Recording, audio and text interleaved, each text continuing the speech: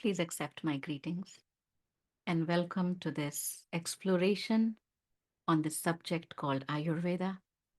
Um, I see some familiar names and familiar faces. If you're comfortable, please switch on your camera. It's always fun to see, not just the name, but the faces too. Those of you who feel comfortable. It just brings somehow more life. Um, Thank you. Thank you. That's very kind of you. Okay. So, as Lizzie said, we have a limited time, and it's almost like a huge responsibility to introduce Ayurveda in a limited time. But what is going to give us a little bit more focus is we are going to talk about Ayurveda as it applies to yoga.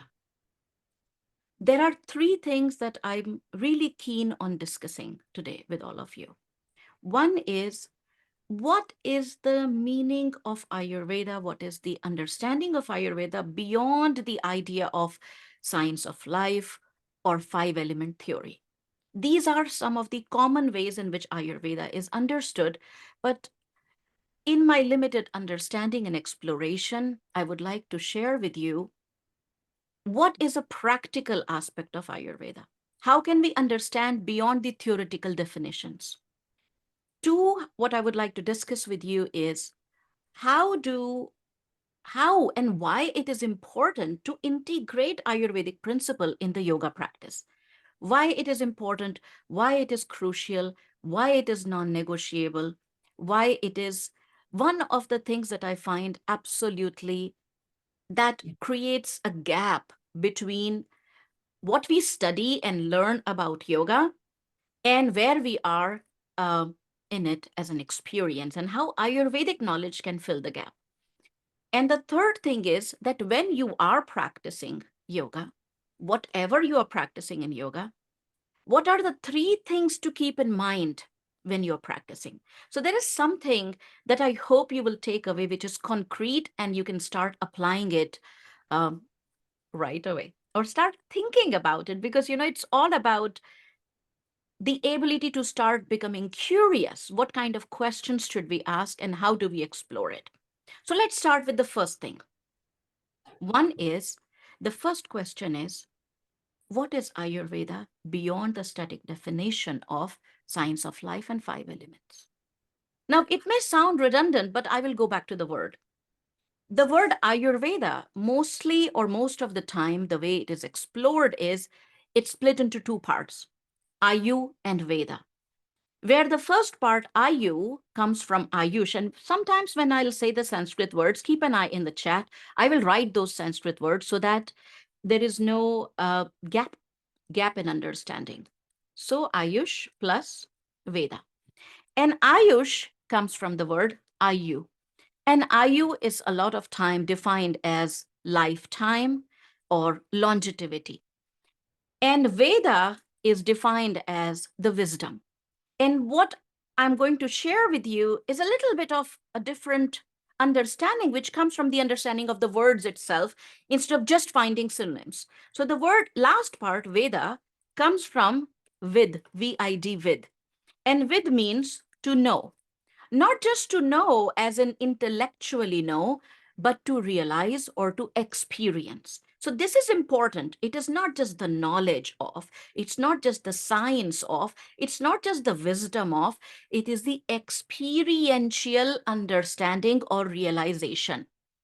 This is important because then we just make it a kind of either a philosophy or technique or definition.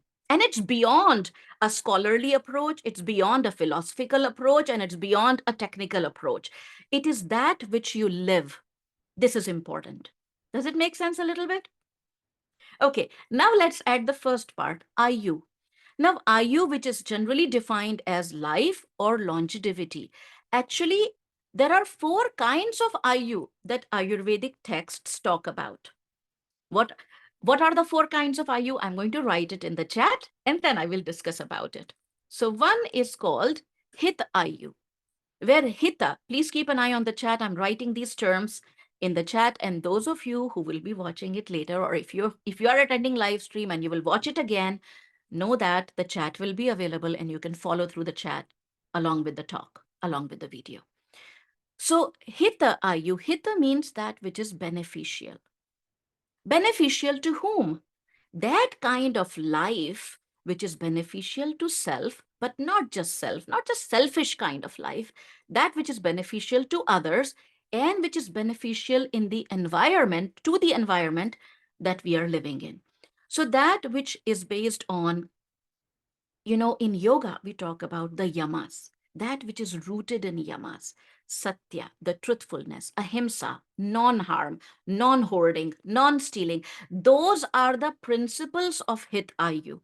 That which is based on yamas, that which has the curiosity and the knowledge of, and some of these terms might be new for you, and it's okay if they are new. This is what this is all about, Introduction to Ayurveda, right? We must not worry about, oh, new terms. I'm going to write them in the chat.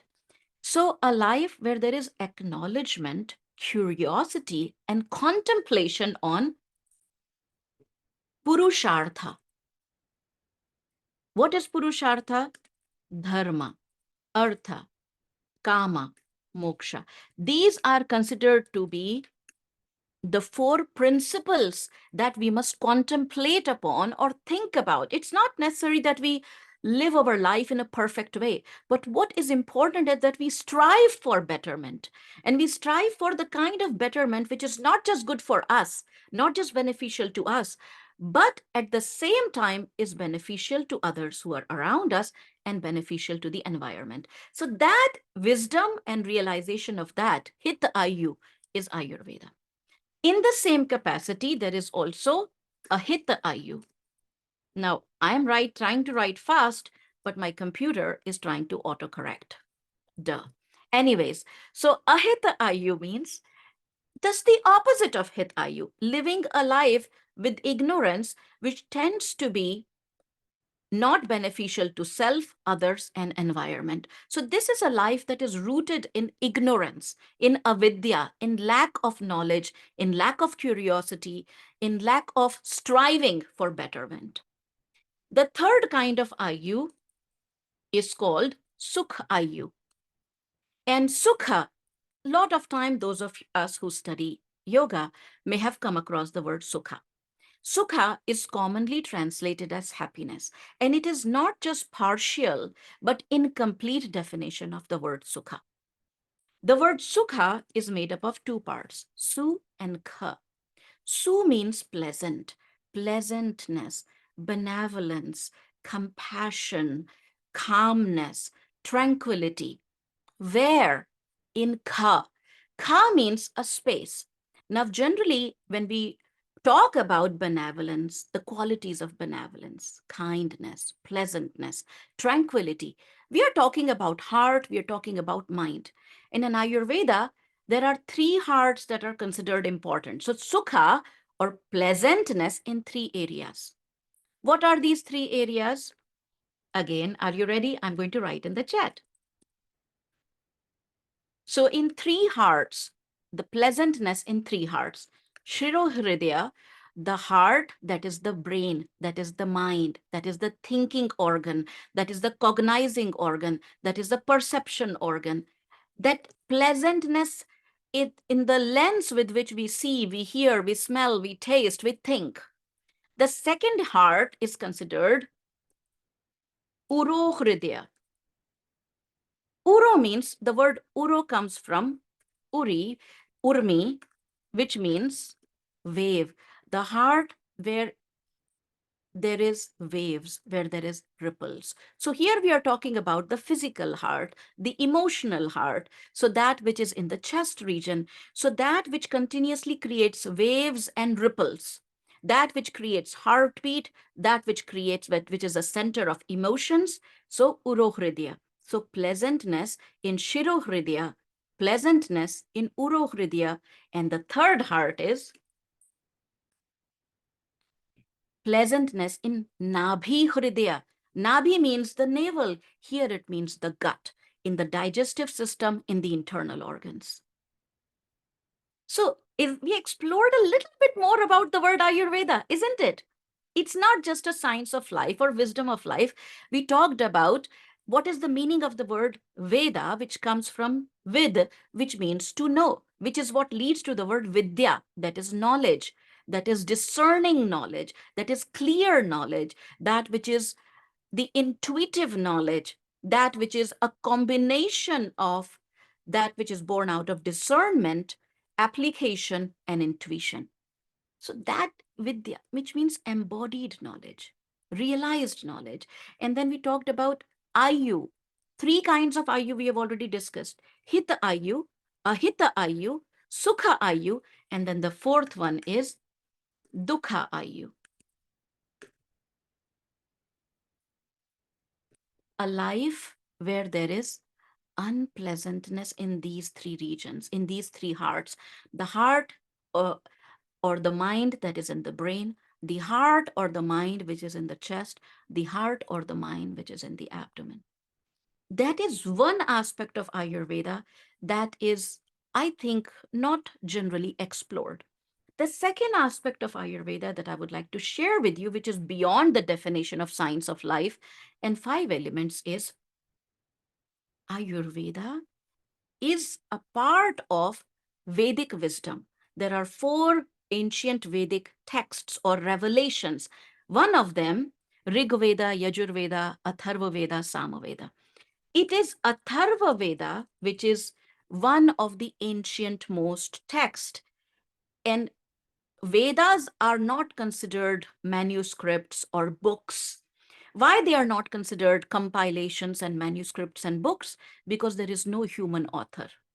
When we talk about Vedic texts, we are talking about revealed wisdom, not thought upon, not compilation, not something that's born out of memory, that is revealed wisdom. And this revealed wisdom is compiled in four main scriptures, four main Vedas, Rig Veda, Yajur Veda, Samaveda, and the fourth one is what I have written in the chat, Atharva Veda. Ayurveda is talked about in Atharva Veda. This is important for those who are curious about Ayurveda and yoga to learn and to understand. Why it's important? Because the whole Atharva Veda, the heart of it, this text, this scripture it deals with, I'm going to write the term in the chat, thar. Thar means vibration. So this is the wisdom of vibrations, which is called spanda in yoga, which is called rhythms in Ayurveda, whether it's the diurnal rhythms, whether it is the lunar rhythms, whether it is the seasonal rhythms, whether it's the rhythms of the equinox and solstices. This is so important, my dear friends, to understand that Ayurveda is the Veda of rhythms. Think about for a second. In your own body, one of the most obvious rhythm is the heartbeat. The second most obvious rhythm is the breath, isn't it? Now, if you start thinking about a little bit more, there is nothing which is without a rhythm in our body.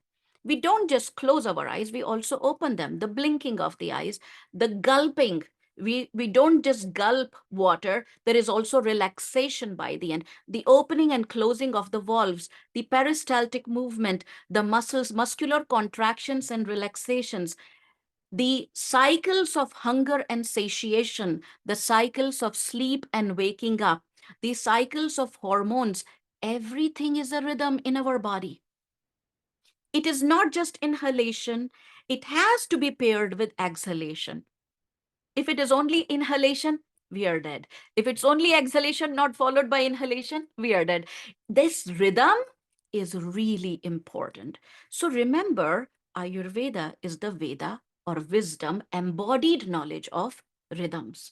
This is where it's important to understand that whatever we practice in yoga has to follow the idea, the knowledge of rhythms. Whether we are practicing asana or pranayama or meditation or relaxation, mantra recitation, it's all based in spanda. It's all based in rhythms. So this is something which is so important and a practical application of Ayurveda, but somehow gets lost, somehow is not discussed.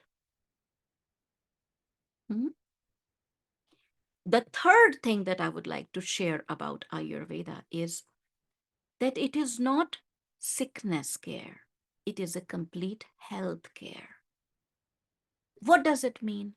What's the difference between sickness care and complete health care?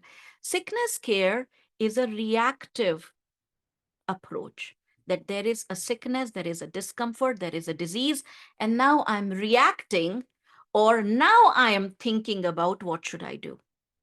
Versus the idea of complete healthcare is Ayurveda provides us the body of knowledge which helps in three different ways. One is prevention, prevent that which can be prevented. Two, maintenance, maintain that which can be maintained.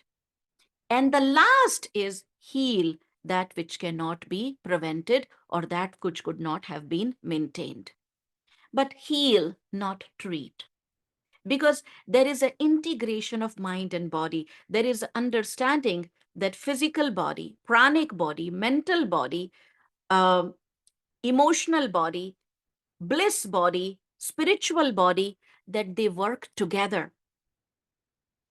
There is an integrated understanding of our beings. It is not isolated understanding. Therefore, I'm not using the word treatment when it comes to the third aspect of Ayurveda, healing. Because when we use the word healing, we talk about integration of all these aspects of who we are, not just the isolated aspect or isolated approach of I need to treat the kidney and the colon, or I need to treat the small intestine or the liver. No, no, no. It has to be understood in light with the being, the person, the condition, the situation of the person, the emotional context, the mental context, the stress levels. Everything has to be taken into account. The idea of karmas have to be taken into account. Does it make sense? These three things that we discussed about Ayurveda. One is the definition of Ayurveda and four kinds of Ayus and the meaning of the word Veda. The second is the that it comes from Atharva Veda, that it is the Veda of rhythms. Then if we are practicing Ayurveda as an isolated approach of just herbs and treatment, but losing the context of rhythms, we are losing everything in Ayurveda.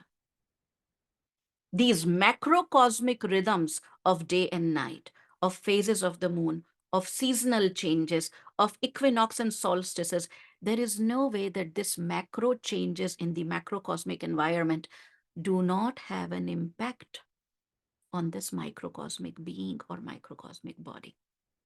And it is this rhythm between the microcosm and the macrocosm that has to be maintained if we want Hit Ayu and Sukha Ayu. So see, the second thing gives a context to the first one.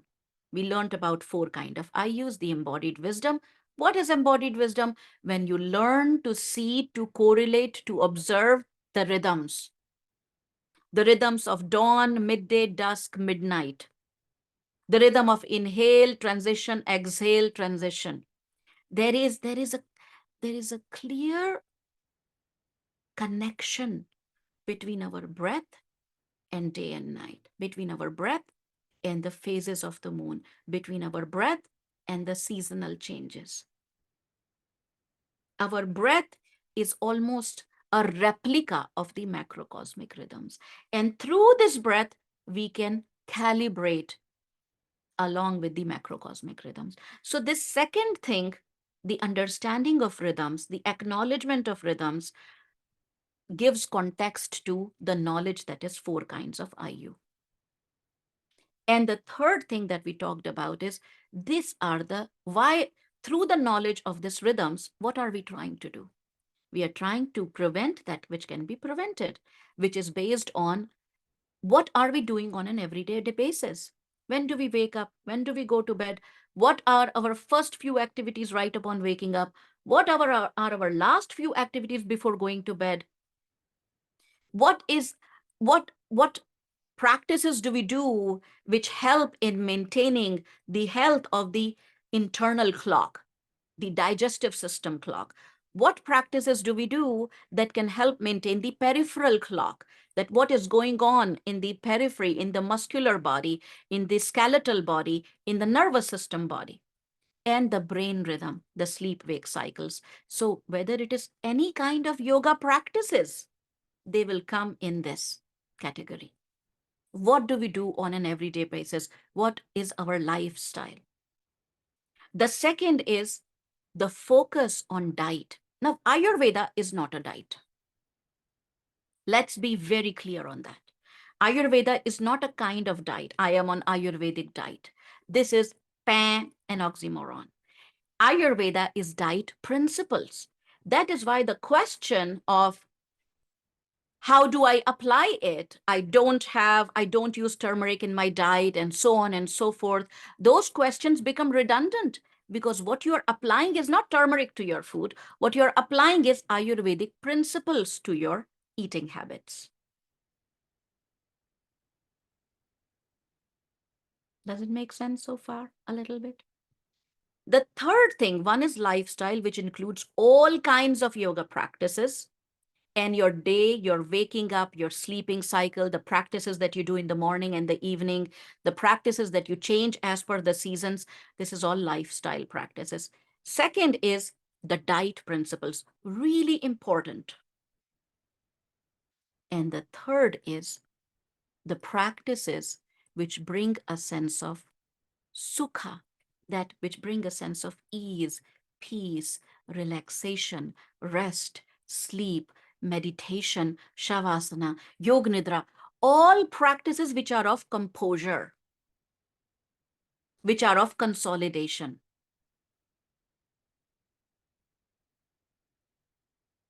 Okay, I'm going to take a pause here. Those of you who are online, tell me what is your takeaway so far? Because I can keep doing blah, blah, blah. It's of no point if you are not able to pick something that makes sense to you. Tell me quickly, what is it that is stuck with you?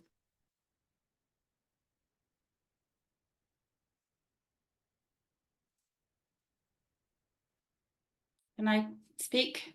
Is it okay? Or you want me to write? It would be much better, Ushaji, if you write. Okay. Okay. Thank you so much for asking. I really Okay. Okay.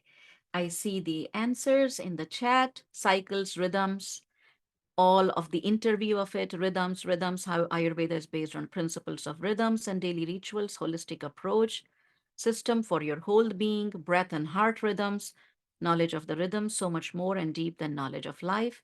Need to pay more attention to rhythms. Love the interconnectedness, embodied knowledge of rhythms, Ayush and how they're connecting. Can't separate organs from the body, absolutely way of life. Total health care, not reactive. Rhythms, lifestyle, deeper meaning of it and how it resonates with pretty much everything in the universe. Rhythms as well. I have been working with a guide, preventions, maintenance, not a diet. Absolutely. I think what's important when we learn about something new, I hope that what it does is it changes the lens with which we see everything else, not a particular thing. It changes the lens with which we see everything else. Ayurveda is a lens with which we see everything else. Let's talk about the second thing. The second thing is why it is important for someone who practices yoga to learn about Ayurvedic principle. I think yoga is incomplete without Ayurveda. Some of you may have heard this before, that yoga and Ayurveda are considered sister sciences. One of the reasons they are called sister sciences is because they share the same philosophy, Sankhya Darshan. They share the same philosophy. So they move together. It's not that I study yoga now and then Ayurveda later, or Ayurveda now and yoga later.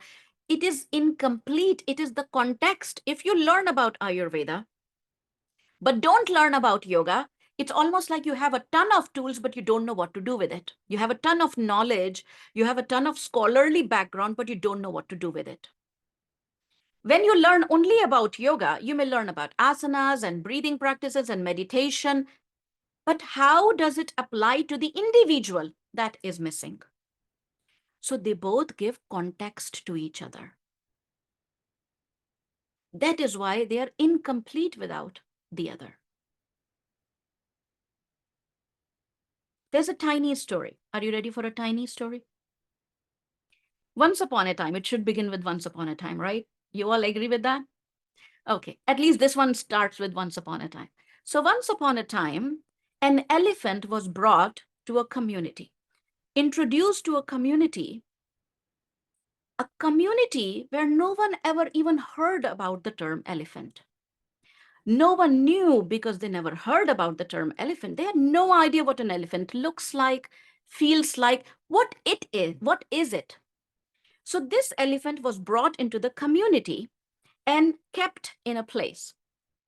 Now, 4 wise men from this community were sent out to explore what is this elephant? What is it? Who is it? Whatever it is. The condition was the elephant must be explored in the dark. So the elephant was kept in a dark room. And these 4 wise men were sent, of the community were sent. Now, one wise man is holding the leg of the elephant and says, this is like a living pillar. This elephant thing is like a living pillar. Other one holds the ear of the elephant and says, elephant is like a fan. The other one holds the trunk of the elephant and says that, oh, it is something that sways in rhythm. And the other one holds the tail of the elephant and says that it is like a narrow tube. All the 4 of them come out of the room and share their perspective about what is elephant. All of the answers valid, but none of them complete. This is what we are doing with yoga. Someone explores asanas and says yoga is asana and this is perfect and this works well for the body. Someone explores pranayama and says it is pranayama that is the key, the heart, everything related to yoga. Someone explores mantras and says mantras are the heart of yoga. Someone explores the practice of yoga as meditation and says meditation is everything. All of them are correct. What is missing is a complete context. And that the light in which yoga is seen and practiced, that light is Ayurveda. How does that happen? Think about any practice that you do in yoga. Surya Namaskar, let's say, one of the things that came to my mind. Now, is Surya Namaskar good for everybody? Irrespective of age, irrespective of condition, irrespective of time of the day, irrespective of season. Does it matter how many times should I do Surya Namaskar? Does it matter should I coordinate it with breath or mantra? Does any of this matter? So many times we learn Surya Namaskar as something out of the context. It is a series of movements. It's good for everybody. But is it really? The same Surya Namaskar, if someone learns practicing it 108 times, someone who is Vata body and understanding a wisdom lens of yoga, of Ayurveda, and practice it 108 times, they will create more Vata, more disturbance in the body, more roughness in the joints, more pain in the joints, more debility, more kind of a feeling of weakness in the body. Versus someone who studies about Surya Namaskar and practice it, well, one time is enough. And someone who is Kapha Vikruti, is that really enough? Someone who learns about Surya Namaskar just as a set of exercise, a set of movements, doesn't matter. Don't we do exercise in the evening, depending upon the time we have? Some people go to the gym in the evening. Some people even go late night. Some people go early morning. So if we think about it just as an exercise, then we are opening our mind to the interpretation. It doesn't matter. I can do exercise any time of the day. But Surya Namaskar is called Surya Namaskar for a reason. And did you know, side note, footnote, you can think of it anyway. Surya Namaskar is a practice that comes from Ayurvedic texts, not from yogic texts. None of the ancient yogic texts talk about Surya Namaskar. It is the Ayurvedic texts that talk about it as a morning ritual. That once when you wake up and you allow the sunlight to touch the skin, the morning light, touch the skin, our skin has photoreceptors. And those photoreceptors don't just see objects and colors, it sees light. And as the light enters through the forehead, it goes and triggers the suppression of melatonin and release of cortisol. It clicks the brain clock. The brain clocks then connects with the digestive system clock and starts the process of hunger and the process of the evacuation, elimination. So this practice of Surya Namaskar in the morning, facing the east side, not looking into the sun, but facing the east side, exposing the body to the sun in the morning hours, and doing these movements as if you're allowing the rays of the sun to enter from different angles in the front and the back of the body, really allows the light to filter and touch each part of the body. And then you create this movement that opens up the peripheral clock, the arms and the leg movements. So you are working, you are syncing the three clocks: brain clock, digestive system clock, and the peripheral clock. I still love to wear watches which have this calibrator on the side. There used to be those watches once upon a time where you have to wind them once in 24 hours. I love to wear them because they are a reminder that something needs to be done on an everyday basis to keep things working. And Surya Namaskar is one of those things which is practiced in the morning. It's almost like winding the three clocks: the brain clock, the digestive system clock, and the peripheral clock. Now, see, this context came from Ayurveda. It's not a practice that you just learn as a series of steps and do any time of the day. It matters when you do it. It matters how many times you do it. It matters that should you be doing it with the component of breath, with the component of mantra, with the component of a shatkriya? Should you include shatkriya like Kapalabhati or a pranayam like Shitali? Should you practice just inhale, exhale? Should you do it with a mantra?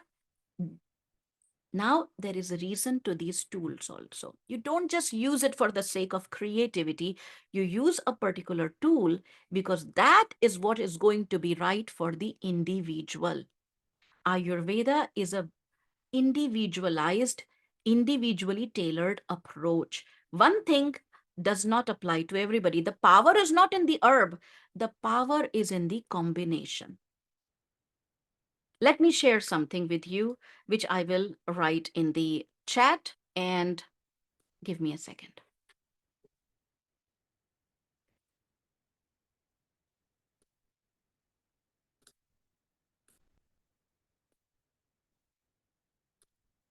Please check the chat. This is something which is called a subhashita, or a mantra, which is a proverb, a saying, a philosophy, something that we can learn. What does it say? Amantram aksharam nasti. There is no word, no syllable, which is not a mantra. Nasti moolam na aushadham. There is no root, no plant, no herb, which is not a aushadhi. Aushadhi means medicine. Ayogyaha purusho nasti. There is no being, no person who is not capable, who is not potent, who is not powerful, who is not righteous. Yojakaha tatra durlabaha. What is difficult to rare to impossible is yojaka, the one who knows the yoga. So there is no word which is not a mantra. There is no herb which is not medicine, or nothing that you eat, drink. Think about it in all those forms, not just herb. There is no person who is not a yogi or the one who is not capable. The only thing that is missing, rare, impossible, difficult to find is the one who knows the yoga, the one who knows the compatibility. This is the key reason a yoga practitioner should know about Ayurveda, because with that knowledge, they will know that, oh, when I practice Nadi Shodhan, you are aware of Nadi Shodhan? Or let's take the example of Anuloma Viloma, alternate nostril breathing. When someone practices Nadi Shodhan, there are so many questions that can come to mind. A, what should be the ratio that I keep in inhale and exhale? B, should I inhale or exhale starting with the left or right nostril? C, where should I press when I hold the nasal region? D, how many times or how long should I do this practice? Aren't these all valid questions? The answer to it is unique depending upon A, time of the day, season, and the person who is practicing it. And all of that context of the rhythms comes from Ayurveda. For example, Ayurveda would say, if someone is practicing Anuloma Viloma, if they are practicing in the state of health, just to maintain health and prevent sickness, check your nasal activity. And if it is right nostril that is dominant, which means you're actively breathing in and out from the right nostril, do not disturb that rhythm, because that rhythm is already giving you health. So start inhaling from that particular nasal region. Versus if you are in the state of disease or disturbance on uneasiness, lack of rhythm, or disturbance of rhythm, then do not start from the nostril which is active, because that rhythm is causing disturbance. Use the other or the opposite nostril. That answer came from Ayurveda. 2, where should I press? It's not just press anywhere. It's not just plugging the nostril. It's not just closing the nostril. What do we talk about? We talk about lunar and solar flow. We talk about Ida and Pingala. What are Ida and Pingala? They are called nadis, subtle channels. Subtle channels means concerning subtle body. It's not nostril. It has nothing to do with deviated septum. It's not about nasal breathing. It is nadi. Anuloma Viloma is related to nadi. Nadi is a part of subtle body. And how do we access nadis? We access nadis, my dear friends, through marma points. And there are 2 marma points right at the top of the nasal crease, which are the marma points, which are the ending point of Ida and Pingala. So you have to press there, which solves the problem, which brings absolute clarity and gives you direction. What should I do and why should I do it? Because you're bringing a balance of rhythm, anuloma viloma, of the flow of prana between Ida and Pingala. So where do we press? Where you can access Ida and Pingala. How do you access the nadis? Through marma points, because marma points are the ending points of the nadis. I'm keeping an eye on the time. So see, it became clear. Where should I press? If someone has, because there is tightness in the fingers, because there is pain in the wrist, pain in the shoulder, nasal congestion, or otherwise feels uncomfortable closing, don't worry about it. You can mentally focus on these 2 points. You don't have to focus on the nasal opening. You focus on the points, because it is not about the breath. It is about prana. Are you getting why a yoga practitioner, whether you are a yoga teacher, you will be able to use your toolbox in a way which is effective, in a way which is beneficial, in a way which is, even though it's a group class, it is individualized instruction guidance. And you are giving the same practice, but in a way of not causing harm. So for everyone, it is not, oh, use the ratio 1:1. No, it matters. It matters upon that if someone has a restless mind, if someone has vata-like conditions, then maintain equal ratio. If someone has pitta-like anger, rage, irritability, inflammation in the body, mind, then they should have longer exhalation. If someone has dullness, lethargy, heaviness, a stagnation in the body, mind, then let there be longer inhale. See, it gives direction, it gives clarity, it gives precision. I can keep going on, whether it's the example of mantra or mudra or yoga nidra or shavasana or asanas, any asana, any pranayama. One thing, the power is not in the pranayama, my dear friends. The power is the combination between the method and the person, the object and the subject. The individual matters.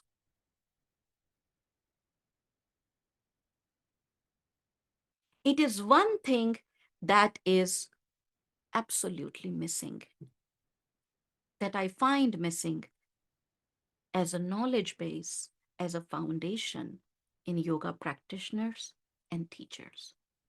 Even yoga therapy has become so much sickness focused. We have to remember that whether it's Ayurveda or it is yoga, they are philosophy first, technique later. And the power is not in the technique. The power is not in that exercise, robotic practice of something. The exercise is the power is in what is the heart of it? What is the core of this philosophy? What should we keep in mind? We try to fit in everything in that 1 hour. I'm sorry, yoga is not all you can eat buffet. That someone comes and we have to serve that person everything. We have to make sure they get an excellent workout, and we make sure that, okay, workout becomes the heart or the core of everything. 2 minutes lying down and enough time to chit chat. That's not how you define a yoga class. Even if you practice three things, are they beneficial? The person who is walking out of the class, did they have an experience that I practiced a workout, I exercised, I sweated out? What is the language you're leaving them with? Because if you gave them a workout, that's what they are going to speak, stepping out. That is the idea. Now we become not just someone who has misinterpreted, we also become conveyor of that misinterpretation. So that idea of access has to go. The idea of moderation and precision has to be there. The idea of hita, what is beneficial? How do I use the limited resource of my body, that is energy, of my mind, that is focus? How do I use this limited resource without exhausting it?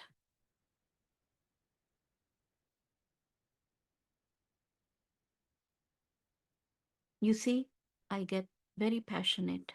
This is not just a profession for me, it is my life. It is something, it is not just my life as in an egoistic way. It is also a debt from how I have learned from my teachers to make sure that it is not lost in the crease of time. It is not lost in the greed of human minds, where we want to just learn something as a technique, hoard it, change it at our own will, just out of creativity, just to kill boredom, just to bring some amusement to the participants. It is so much more than that. And it is beautiful, and it is powerful, and it is transformational. But we must learn how to use the key.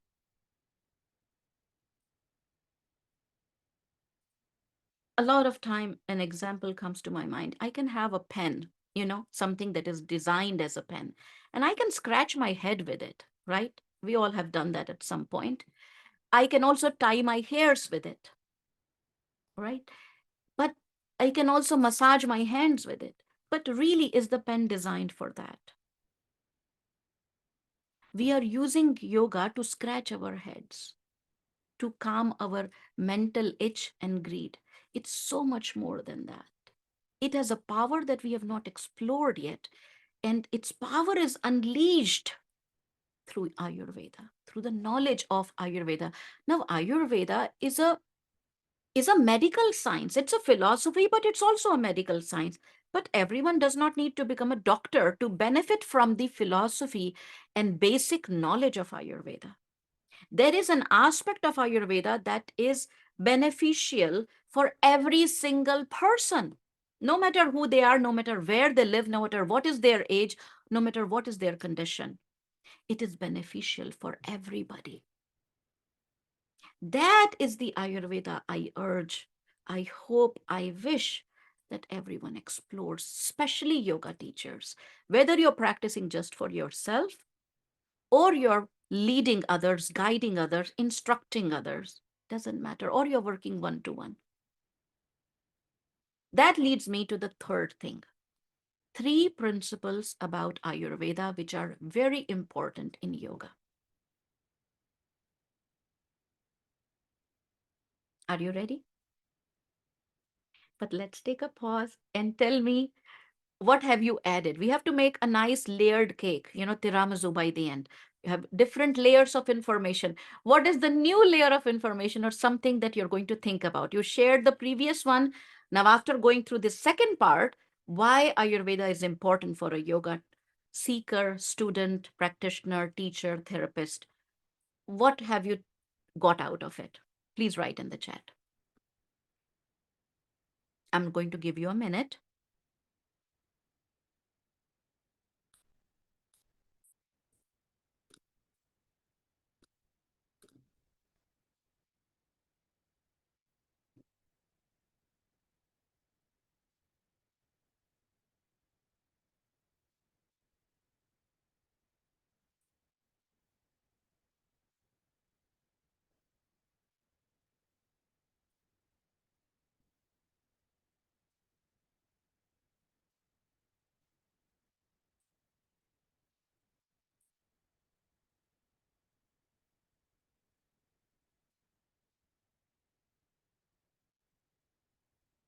I'm going to give another 30 seconds and I'll be back.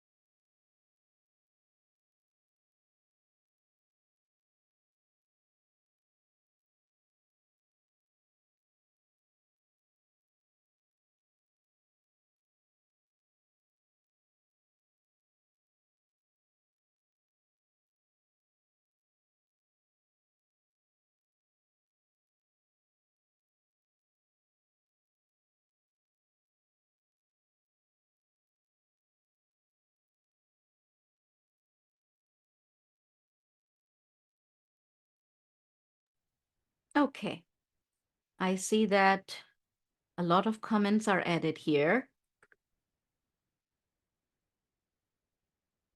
Lizzie, would you mind? Sure. Okay, I'm going to try to keep up. There is no yoga without Ayurveda. They go hand in hand. Yoga is incomplete without Ayurveda. They both give context to each other. Ayurveda puts the tools of yoga into perspective and makes the practice individualized. The philosophy is the context to it all, the heart and the guiding light. Do yoga and pranayama according to your dosha and rhythm. The lens of Ayurveda is important no matter what we teach. Ayurveda is incomplete without yoga. Ayurveda brings the focus, the individual needs, and relates yoga to ancient wisdom. I'm also really appreciating the individualistic approach. Very important to understand the context, the why behind a practice. Embodied knowledge of Ayurveda enables us to individualize application of the practice so we match the person with the technique of benefit to them at the time. Moderation in hitta of the receiver is always the top priority. We should be mindful of what understanding of yoga as a whole we pass along. Reminder that it's not about the breath, but it is about the prana. It is so individual for each person. There's so much to take in and apply. Sisters and their interconnection is important. Ayurveda gives the context that we need in order to use the practices effectively. The practice of yoga is not truly possible without implementing the knowledge of Ayurveda for each individual. Love how you said that there's an aspect of Ayurveda that is beneficial to everyone. Makes so much sense to listen to your individual body, not one size fits all, and love the integration with yoga.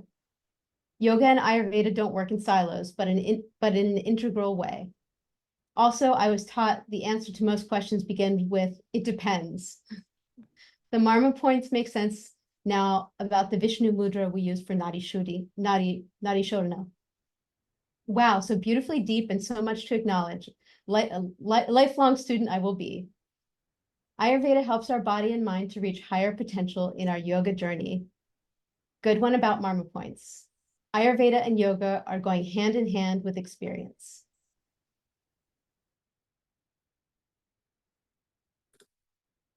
Thank you, Lizzie.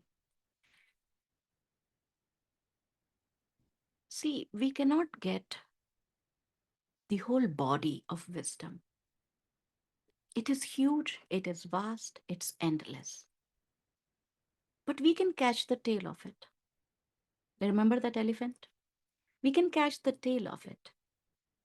It's important to hold on to something that we are going to utilize to contemplate upon.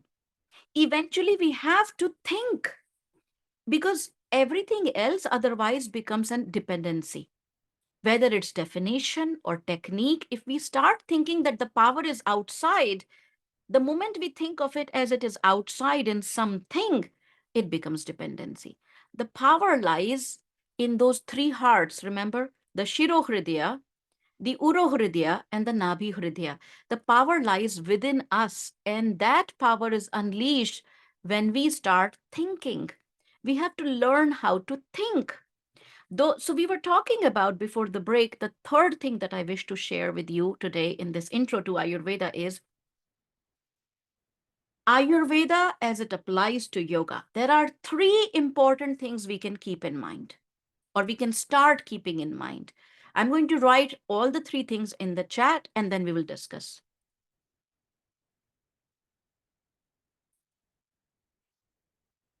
Dosha, Dasha, Desha. How fun, they all start with the same sound. Dosha, Dasha, Desha. And hopefully it will help you remember. Dosha is related to the individual. What is the individual's constitution? Is the individual's constitution Vata, Pitta, or Kapha? If this becomes difficult to understand, to interpret, because not everyone has studied Ayurveda in the depth, in the details to understand Vata, Pitta, Kapha and their symptoms, and what is a symptom of balance, Prakriti, what is a symptom of imbalance, Vikruti. What we can keep in mind, what is the easier way to understand and come closer to doshas, which, by the way, so side note, footnote, whatever fun fact, you can think of it as any way possible. When a person used to go to an Ayurvedic physician who was called, by the way, Vaidya, someone who empowers you with knowledge, not someone who gives you herbs, someone who is a teacher first. The word for doctor in Sanskrit, Ayurvedic doctor, is Vaidya, someone who gives you knowledge, someone who empowers you, but not the knowledge that you are Vata. This is the wrong kind of knowledge. This creates boxes. Then my mind stays attached to I am Vata or I am Vatafied. Vatafied is not a term, just saying. But the point what I'm trying to make is we get so fixated the moment we're studying Ayurveda. The first thing we want to learn is Vata, Pitta, Kapha. Tell me my dosha. Tell me more about me, please. We just want to hear things about ourselves. Just keep saying. But the point here is not that someone tells us what is our dosha.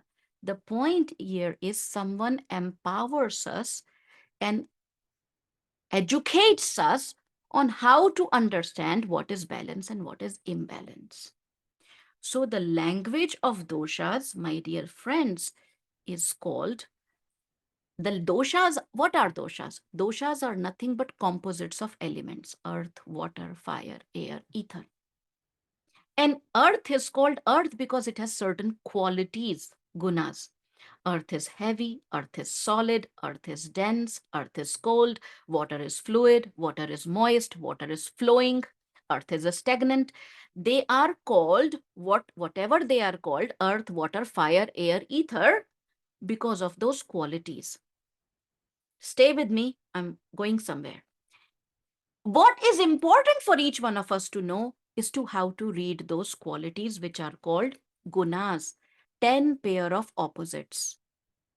So when you sit on the mat or stand on the mat, doesn't matter, sit on the chair, whatever is your practice area, you sit there or you stand there, the first thing is become aware of your dosha. Now, I'm not saying check your pulse. I'm not saying go interpret the elements. I'm saying scan your body and become aware of the presence of qualities. What are those qualities? Are you feeling hot or cold? Is that heat or cooling comfortable or uncomfortable? Are you feeling stagnant or are you feeling movement? Are you feeling restlessness? Are you feeling roughness or smoothness? Are you feeling hollowness or denseness? Likewise, there are 10 pair of opposites. I would highly recommend those of you who have this, read this book. It is called Yoga, Ancient Heritage, Tomorrow's Vision. And in this book, chapter number 1. Highly recommend to read it several times. Lizzie, if you can post a link about this book. I would highly recommend to become familiar with the language of gunas, because gunas are the seeds of elements and elements are the seeds of doshas. And doshas, just like if you go to a doctor, it doesn't matter that you came to know what is the exact name of this cell or the exact name of this particular tissue. What is important is we become aware. How should we take care of ourselves? In the same way, the idea here is not that we learn about dosha and we learn about elements. What is important is we become familiar with the feeling that I'm feeling heavy today. And this heaviness feels good. This heaviness feels like groundedness. Or I'm feeling heavy today, but this heaviness feels like stagnation. It feels like inertia. It feels like demotivation. It feels like procrastination. So you immediately get in touch with yourself physically and become aware that howsoever I'm feeling, it is uncomfortable. And what exactly am I feeling? Is it the heat? Is it the denseness? Is it the roughness? Is it the restlessness? What is creating a cluster which is called discomfort? And then you do the practices to bring the opposite. Now, this is a very short class, my dear friends. I cannot go deeper than this, but I hope that it gives you some food for thought. One is dosha, and the language of dosha is gunas. Before you start any practice, let there be thought in it. Let it not be a list of things to do. Let it not be all you can eat buffet. Let it not be a tick mark. Let it be mindful, purposeful, precise. Let it be a dialogue, not a monologue. Listen and then respond. So the first is dosha. The language of dosha is gunas. Gunas are 10 pair of opposites. The second is dasha. Dasha means condition. What is your condition? What is your energy level? What is your digestive capacity? What is your mental focus capacity? It's a common knowledge now. Oh, everyone who has sleep issues, stress, should practice relaxation, should practice guided relaxation. Now, imagine if someone is mentally exhausted. What is guided relaxation? It's a lot of visualization. It's a lot of following the instruction internally. Even though you're not moving a muscle, you're doing a lot of mental activity. Someone who has vata, someone who is pitta may get even more aggravated. Someone who is kapha might fall asleep in the process. Are you getting what I'm saying? Someone who is depleted in their energy by doing so much of visualization, they are getting depleted even more. So we cannot say that someone who has tiredness, someone who is physically exhausted, someone who is mentally exhausted, just practice Shavasana. No. What is important is how long should be the Shavasana? What should be the body position? Should the route of relaxation be the 5 koshas or the tissues or the pranas? What should be the route of relaxation? What will be best for this person or for me at this time? Are you getting what I'm trying to say? What is the individual's physical capacity? if the physical body is tired, is weak, we cannot suggest 5 or 10 Surya Namaskaras. That Agni, that state of physical capacity, the state of prana matters. We cannot say that the power is in a headstand. So everyone, a headstand is the main pose among all the asanas. But someone who has arthritis, who has osteoporosis, should they be doing that kind of weight bearing? Someone who has a cervical spondylitis, should they be doing sarvangasana? There is so much context of dasha, the condition of the individual, that is missing. The individual has to be the center of the practice, not the technique. The individual has to be the center. So that is dasha. The physical condition, the mental condition, the state of mind, the physical capacity, all of this has to be taken into account. The last is Desha, Desha. Desha means the region, the geographical region. We cannot forget the macrocosm. What is the time of the day? What is the season? We have to keep, how do we make a practice that is a group guided practice which is beneficial for everybody? Look at the time of the day, look at the season. That is what is applicable to everyone. I'm going to stop my blah, blah, blah. Whatever I promised in my limited capacity, to the best of my capacity, I have shared with you. I don't like to waste time. So I really, really hope that it helped you. I know that Lizzie has some questions that have been submitted to her, and I will call her now and she can ask those questions. Lizzie. Hi. Hi. Okay, I do have a few questions. I'm just going to start from the top. The first question is, I've heard that Dinacharya daily routine, I've heard about Dinacharya daily routine, but I don't have a lot of time in the morning. What are the most important things to include in a daily routine? Ayurvedic wisdom talks about a series of morning practices. But why that series of morning practices are important? Because morning is considered kapha time. Kapha means that time which is nurturing, nourishing, heavy. We are slowly just waking up. So the practices are to be done based on what applies to you. But I have, in my limited knowledge, limited experience, filtered the practical aspects of Ayurveda in this book. It is called Soma 100 Heritage Recipes for Self-Care.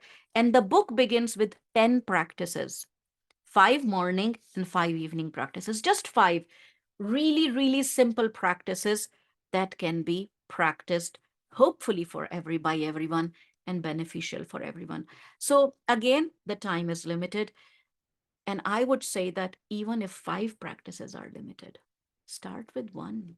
Maybe that one is that I wake up with the awareness of the sense of the touch of light on my skin surface. That itself, Ayurveda and yoga are nothing but living a life of awareness. Wherever there is lack of awareness, bring awareness. If you're not aware of the moment, of the time, that precious moment when you wake up, bring awareness to that. It is Ayurveda. If you're not aware that, oh, as a part of the oral hygiene, it is not just the dental hygiene, it is the whole mouth hygiene. So if you're just brushing your teeth, start scraping your tongue also. If you start your day with a cup of coffee, start with a glass of warm water or room temperature water. This is all Ayurveda. If you start your day with a list of things to do, with just rushing, let me switch on the coffee machine, let me do this, let me prepare this lunch. We have so many things to do. And in that, we forget that my body is having in this moment the urge for elimination, and I suppress it and postpone it. I am disturbing the rhythm of my body. Listening to that rhythm of the body, that is Ayurveda. It's not about a set of things to do. It is about bringing awareness wherever there is ignorance. Start with one thing, but if you're curious, what are the simple 5 effective things? I have listed them in the book. This book is available both as an ebook and hard copy. Lizzie. Thank you, Indu. The next question is, My family and I have very different constitutions, so if I understand correctly, we should all be favoring and avoiding different tastes. How can I address each person's dosha while accommodating the needs of a household? That's a great question. Again, as I mentioned, Ayurveda is about awareness. Awareness of what? Awareness of rhythms. Don't get so logged in my dosha is this and my family member's dosha is that. No, focus more on the macrocosmic rhythm. Eat as per the seasons, eat as per the time of the day. For example, at least in Minneapolis, where I am right now, it is summer season. Now, in summer, we avoid foods that can aggravate pitta dosha. Now, those foods can be categorized in three categories: foods that are spicy, foods that are over salty, and foods that are over sour. So when, as long as a group, as a community living in the areas which are experiencing summer season, we avoid sour, avoid spicy, and avoid over salty, we are creating balance. What should we favor? Sweet fruits, sweet vegetables, sweet grains. What should we favor? Foods that are astringent, so raw salads and raw fruits. It's a really good time of the year to have that. So astringent foods, sweet foods, and uh, bitter foods. So bitter greens like kale, arugula, radishes. Uh, this is the time to favor bitter taste, which calms down the pitta, brings cooling, to favor sweetness, which brings pleasantness and grounding. So this is the parameter which, again, as I mentioned, Ayurveda is not a diet, it is principles of diet. Educate yourself about those principles of diet. Educate that even though it is the same thing that you cooked for the entire family, everyone should eat a portion that they are able to digest. So that portion, knowledge of the portion, how does the knowledge of portion comes? How do I feel after eating food? Do I feel heavy? Do I feel sleepy? Then that portion was maybe too much. Here you don't need to change and make 6 different kind of things for 6 family members. You moderate based on the season, you moderate based on the quantity, and you moderate based on certain spices or herbs that are used to season the food that bring a balance of all the 3 doshas. Lizzie. Thanks, Indu. The next question is, I work on my computer in the evenings after the kids are asleep. However, I have a lot of trouble sleeping through the night. I wake up with my mind racing, then it's hard to get back to sleep. I know sleep is important though, so I try to get enough rest by sleeping a little later on the weekends. Is there anything Ayurveda can suggest to help me sleep better? Ayurveda can suggest so many things. But again, for me to suggest you something, there has to be more context. One of the contexts that you've given is working on the computer. Now, when we say working on the computer, that brings hyperactivity of the mind, exposure to the blue light instead of the soothing warm light, you're exposed to cold light, and that interferes with the release of melatonin. What I would suggest is that maybe the application of oil, if not on the whole body, then applying the oil on the foot soles and palm before going to bed. That helps in calming down not just the nervous system, but also the mind. Or maybe do a short practice of shavasana before going to bed, and that can help you unwind. Just like, before you switch off your computer, instead of doing hard reboot, you look at each tab and see, is this necessary? Is it important? Is this file important? And then you put it in the recycle bin or the trash, depending upon which system you are using. But the point is, Shavasana is that it gives up an individual the opportunity to go through the body and the mind and to close the tabs that are unnecessary.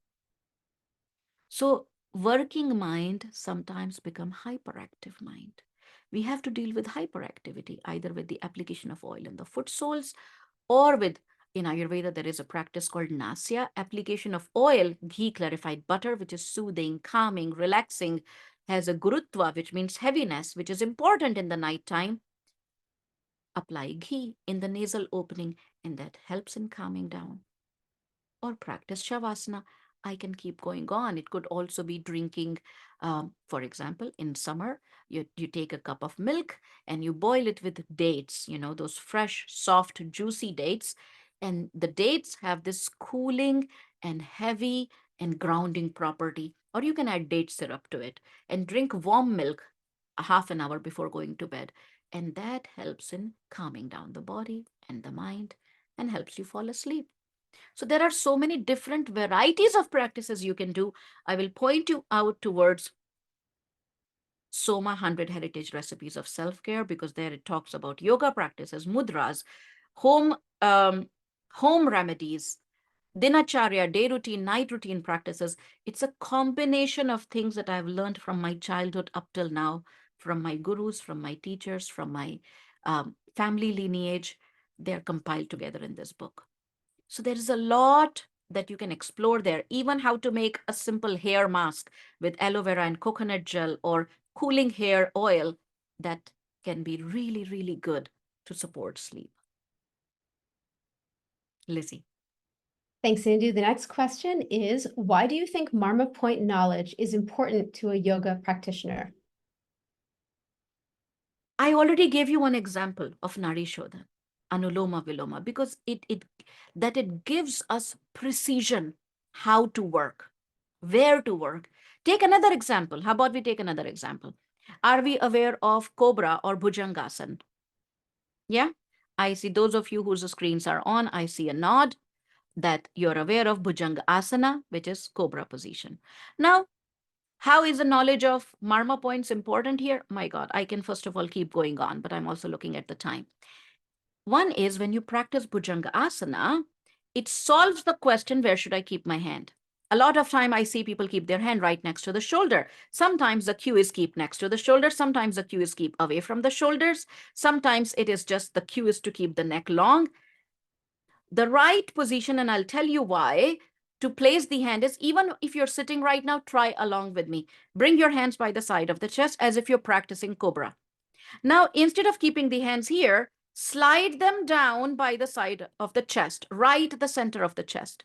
See what happens to your shoulder blades. See what happens to your neck. See what happens to the sensation in the palm. Now bring it back by the side of the shoulder and now pull it down.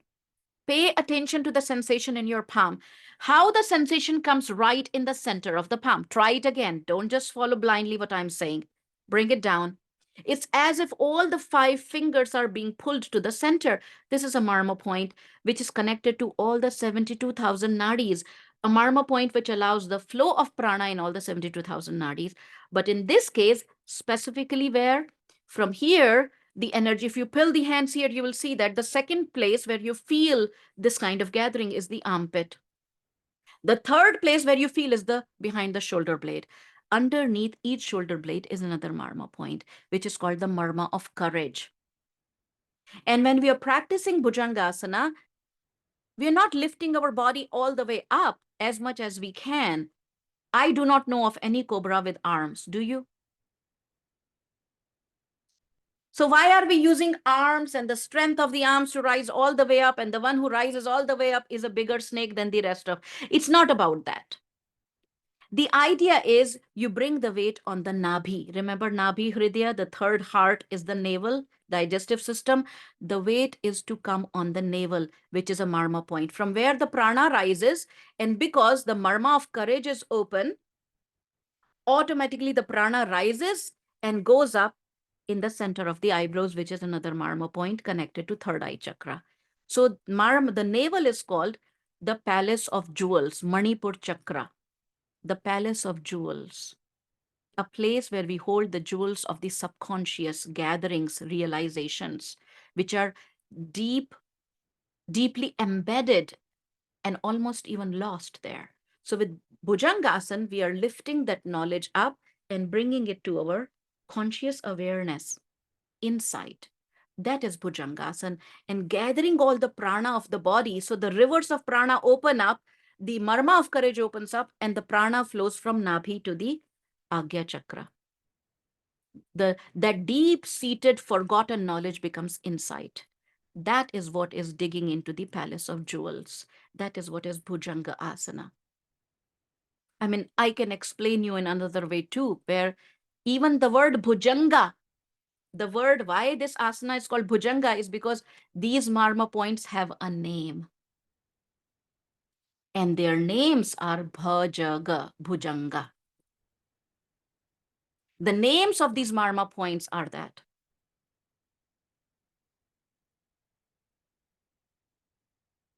The letters in Sanskrit language, the Devanagari script, how they are spread in the entire body, the letter ka, kha, gha, and cha, cha, jha, bhujangha, the ja and the gha comes on the wrist. So there is the sound bha comes from the navel. So it gives us clarity, absolute clarity. What should be the areas where I should gather the prana and lift it from? So the names of the asanas, when we simply translate them in English, we are losing the chain of curiosity. I'll stop here. Lizzie. There's one more question where we're at about 12:19 your time. So do you want that last question or do you want to? Let's see. Okay, Yeah. last question. All right, I see that the Ayurvedic diet is considered healthy, but what if I cannot eat curry and turmeric on an everyday basis? It's not part of my culture and food habit. Should I take turmeric capsules in this case? That's a great question, and I'm glad we're talking about it. One, the power is not in the turmeric. Again, remember that mantra? Amantram aksharam nasti. Nasti moolam na aushadham. There is no herb, no food which is not a medicine. But we have to know what is rare to impossible to difficult to find. The yojak, the yoga, someone who has the knowledge of compatibility. Power is not in the turmeric, that from turmeric you take out the extract curcumin and curcumin becomes a tincture, and I take 2 drops of tincture, I get all the benefits of turmeric. Or I add it in my coffee, make it turmeric latte, or I add it in my smoothies, and then I will get all the benefits of turmeric. No, turmeric works when you cook it a certain way. And if you're not able to use turmeric in your diet, you can utilize it as medicine only if necessary, or include it as a part of your food. If you're not able to include turmeric as a part of your food, there are other anti-inflammatory foods. There is ginger that can be added. There is black pepper that can be added. So the idea is, please remember, Ayurveda is not a diet. It is principles of diet. We have to learn, why are we adding what we are adding? What is the result that we wish to achieve? And if I cannot achieve it this way, what are the other ways to achieve it? Yes, and thank you, Anna. Ayurvedic cooking is not Indian food. Absolutely. If you go to Indian restaurants and have a glass of mango lassi, pan, that's a classic example of incompatible food. We don't mix yogurt and mango. Yogurt and fruits are not to be mixed. You can add mango pulp, sweet mango pulp, with room temperature milk, and that becomes mango shake without adding ice. You can add a little bit of cardamom powder, and that mango shake is example of compatible food combinations according to Ayurveda. But if you add turmeric to cold milk, even if you're adding turmeric and milk, it is incomplete. There is a lot of information that you can find on my website. There is a library, and you can search by certain action words. The blog post, the podcast, the videos, they will show up. And hopefully that can answer some more questions. But please remember, Ayurveda is not about eating a certain kind of food. It is about eating food a certain way. It's not about eating a certain kind of food. It's about eating food a certain way. That is important. Yoga is not about a style or a lineage or the number of rounds or the number of hours. It's about doing practices that matters to your body, to your mind, to your prana, as per your physical, mental, spiritual capacity. Lizzie. That's all the questions I have. Well, that's wonderful, my dear friends. Now we are coming towards the end. And I really sincerely hope that our time together has been beneficial for you. As a promise, I shared that in the last few minutes, we are going to discuss about this training that is coming up, Essential Ayurveda for Yoga Practitioners. And that is going to start from August 17 this year. It's a 50-hour online uh, training, completely online. You can find the details in the link that Lizzie is going to share with you. But I want to open the floor for any questions that you may have related to this training. I also sent a link of this training yesterday in the email that you may have received to explore. So whether you got time or not to explore it, this is a time where you can ask questions. You can post them in the chat about the training that is coming up, and I'm here to answer those questions. I see a question. Is there any certification that comes with completing the training? Absolutely. It is a certificate training. Plus, you get 50 continuing education credits. Whether you are a Yoga Alliance teacher, registered teacher, or you are an Ayurvedic practitioner or student through the organization, registered through NAMA organization, or yoga therapist or therapist in training through IAYT, you will get 50 continuing education credit through IAYT, Yoga Alliance, and NAMA, and you will get a certificate of completion by the end. Absolutely. Okay, I'm keeping an eye. If there is any other question that comes to your mind, is it live or recorded or both? Thank you, Erica. That's an important question too. It is live stream, but also recorded. So many of the participants who have signed up already are from different time zones, different countries. So they may not be able to attend the live stream. It is recorded, and the recording will be available to you from April. So the first day of the training is August 17th. You will get recordings up till December 15th. So that's a very long time period where you can replay, rewatch, repractice, make notes, digest, absorb, keeping in mind there is different holidays in this time period. So that is why there is an extended recording access that will be given to you. There are no assignments to submit. There will be a lot of quiz sheets and worksheets, subjective and objective type of questions along with the answers. That is just for your self-assessment. You don't have to submit anything to me.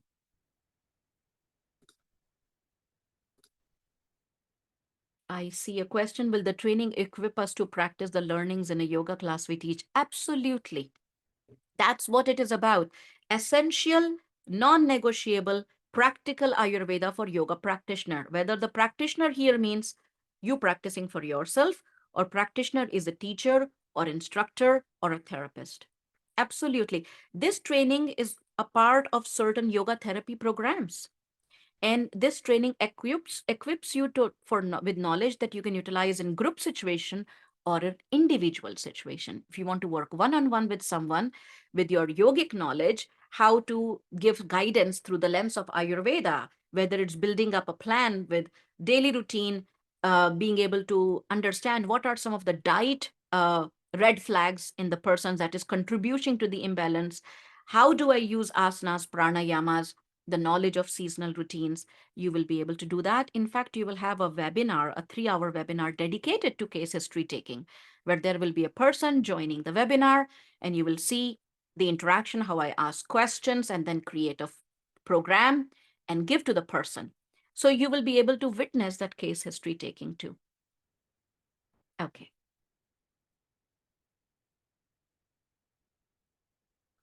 I see one more question. Will you be associating the marmas, chakras, and yoga asanas for each part of the body in the training? Maybe I'll find it in the book. So the yoga book has a lot going on in the back section of the book. There is chart of asanas, pranayamas, shatkriyas that associated it with 5 pranas, 5 pittas, 5 kaphas, the tissues, prana, tejas, ojas, that how does this asana or pranayama works on the pranas, on the pitta, on the kapha, and so on and so forth. But yes, the training is divided in such way that there is 5 full days. Full days means we will have 6 solid hours of, study. In these 6 solid hours, we will dedicate half the time to practice. As we begin the class, there will be a 1-hour practice, which will be a combination of asana, pranayam, mantra, mudra, everything that relates to the topic of the day. Then there will be an afternoon practice that gives you an idea, how do I do the practices after lunch? Or if I'm experiencing digestive discomfort. Then the third practice will be end of the day. So there will be 3 practice sessions each day in those 5 days. So there is a lot of practical information that you will be taking home, along with handouts, which gives out detail on what we are discussing on that day, even the details on what we are practicing each day. So the one day is dedicated to Marma points, and we will study about Marma points, the theory, but also learn its practice in asana, in pranayama, in shatkriya, in shavasana, in all these ways. Okay. Do you teach Ayurveda in person and where? There is a 30-hour program on Ayurveda that is coming up in Colorado. I think it's in September. You can go on my website and look at it. And that will be the only in-person program this year. And this Essential Ayurveda is the last online program of this year. I would love to attend, but it may not be possible for me this year. How often do you run this course? The course runs, in the last few years, it has been running every year. And I don't see a reason why it will not be conducted next year. It's one of the most loved programs. So it will happen next year. Yeah. How would you be referred to knowledge we have gained to our students? We won't be Ayurvedic specialists. What would we call ourselves beyond yoga teachers? That's a great question. You will call yourself yoga teachers. It's not about the title. You can say you can call yourself informed yoga teachers. I don't know. It's not a title. You know, someone who has basic, foundational, non-negotiable, essential knowledge yoga teachers. You can call yourself integrated yoga teachers. I do not believe in passing on titles. The teachers I have studied with, I've never received any certificate from them. It's about you feeling comfortable, confident in what you are sharing. It is not a training that's going to equip you on what herbs to give and how to lead Panchkarma. That's not what it is about. It's not about medicine. This training is about essential, non-negotiable, applicable Ayurveda in yoga. Let's be clear on that. And my hope is, if you study and if you are sincere in your approach, you will learn exactly that for yourself, for working one-to-one, for working in group situation.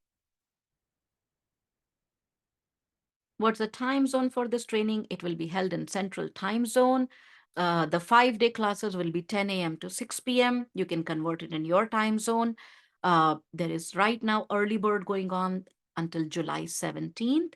So you will get $150 off on this training, and the rest of details, I'm sure Lizzie will be able to share.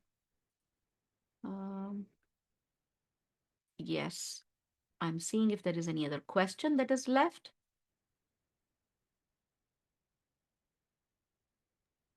Hindu? Yes, Lizzie. I just want to remind, I don't know if you mentioned that the people don't have to be in person for everything.